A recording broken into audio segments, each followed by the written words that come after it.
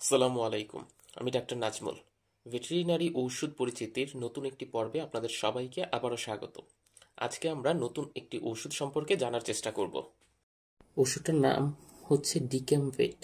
এটা একমি কোম্পানির একটা নিউট্রিশনাল প্রোডাক্ট। এটা বেসিক্যালি আমরা ইনজেকশন ফর্মেই পাবো।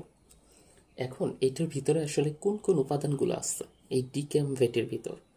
এইটার ভিতরে ক্যালসিয়াম, ম্যাগনেসিয়াম, ফসফরাস। আপনারা হয়তো ভিডিওগুলো দেখিয়ে বুঝতে পারছেন ক্যালসিয়ামের সাথে ম্যাগনেসিয়াম থাকবে আর সাথে ফসফরাস থাকে।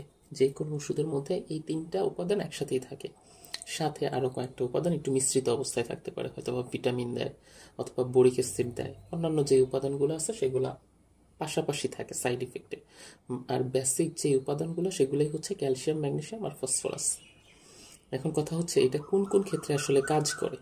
এটা মিল্ক ফিভার হইলে ভালো কাজ করে, তারপরে হচ্ছে হাইপোগ্লাইসেমিয়ার ক্ষেত্রে খুব ভালো কাজ করে, কিটোসিস, তারপরে গ্রাস্টিটানি, তারপরে হচ্ছে পরজীবী দ্বারা যদি সংক্রমণ হয় তখন সাধারণত একটা দুর্বলতা সৃষ্টি হয়। ওই দুর্বলতার ক্ষেত্রে সাপোর্ট দেওয়ার জন্য এই ক্যালসিয়ামের এই ইনজেকশনটা আমরা সাথে সাথে দিয়ে দিই। এখন চলুন জেনে নেওয়া যাক এটার প্রয়োগ মাত্রা আর প্রয়োগ বিধি কি। এইটা শিরায় প্রয়োগ করা যেতে পারে অথবা চামড়ার নিচে প্রয়োগ করা যেতে পারে। আর যেহেতু ক্যালসিয়ামের একটা ইনজেকশন, আপনারা জানেন ক্যালসিয়ামের ইনজেকশনগুলো আমরা খুব স্লোলি দেই আর কি।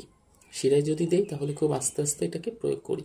তো গরু বা মহিষের জন্য সাধারণত আমরা 250 মিলিলিটার ব্যবহার করে দিব। আর একটু ছোট আকারের যে প্রাণীগুলো আছে সেগুলো হচ্ছে সাধারণত 40 মিলিলিটার ব্যবহার করবো। যেমন ছাগল আর ভেড়ার জন্য এটা 40 মিলিলিটার, আর গরু বা মহিষের ক্ষেত্রে 250 মিলিলিটার আমরা ব্যবহার করতে পারবো। এখন যদি মনে করেন কয়েকদিন পরে যে আবার আমার একটু ব্যবহার করা দরকার হয়েছে বা এটা উন্নতি হচ্ছে বাট অতটা উন্নতি এখনো হয়নি, তখন পুনরায় চাইলে এটাকে আবার ব্যবহার করা যাবে। আর এইটাকে সাধারণত কোম্পানি 200 মিলিলিটারের একটা বোতলের মধ্যে সরবরাহ করে থাকে। এটারই একটা প্যাক সাইজই হয়, আর কোনো প্যাক সাইজ হয় না। এই ছিল আমাদের আজকের ভিডিও।